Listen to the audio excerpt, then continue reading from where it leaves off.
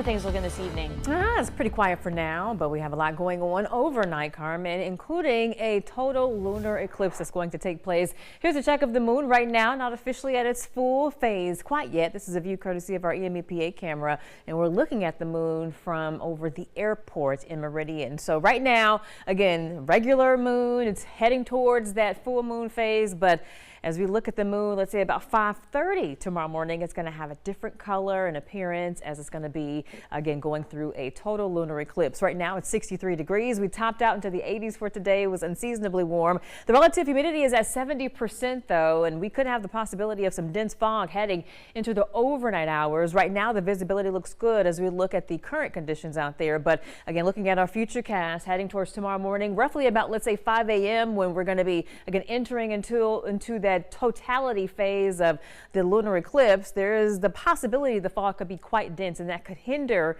your view. Otherwise, though, I hope you have a great viewing experience if you're not battling fog. Tuesday morning, the partial eclipse will begin at about 3:50, and then as far as that total eclipse is going to begin at about 5:04 local time. So that's when the moon is going to move into completely the Earth's shadow. So, and that's the darkest part of the shadow. It's called the umbra. By about, let's say, 5:34 to be at its maximum eclipse time. So that's a good time to get outside if you want to get a good view. And then the total eclipse will end in terms of totality at about 6:03. So after 6:03 is going to start coming out of that red phase, that blood moon phase, getting back towards its normal coloring. The partial eclipse will end at about 7:17, but our moon will set at about 6:22 local time. So you may not be able to see the end of the full shebang, but at least you'll get a complete view of totality if you take the time to get outside and look up. But again, hopefully fog won't be too much of a hindrance. Once we get past the morning hours, the fog will gradually lift if there's some out there,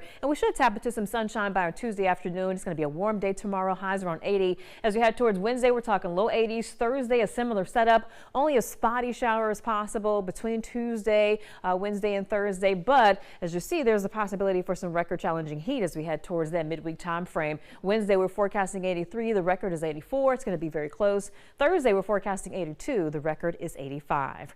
Regardless, though, it's going to stay warm all week as we're going to sit south of that stalled boundary. We have a south wind pumping in the warmth and the moisture, and eventually we're going to have a better chance for showers, more so as we head towards the end of the week and heading into early next week. This does include the weekend, though, so if you have outdoor plans this weekend, it's a good idea to make sure that you carry an umbrella and stay tuned because there could be some storms that we'll be tracking. But also this weekend, daylight saving time begins on Sunday morning at 2 a.m., so we will have to spring forward 1 hour before bed Saturday night. Sunset time on Sunday will be at 6:58 in the evening.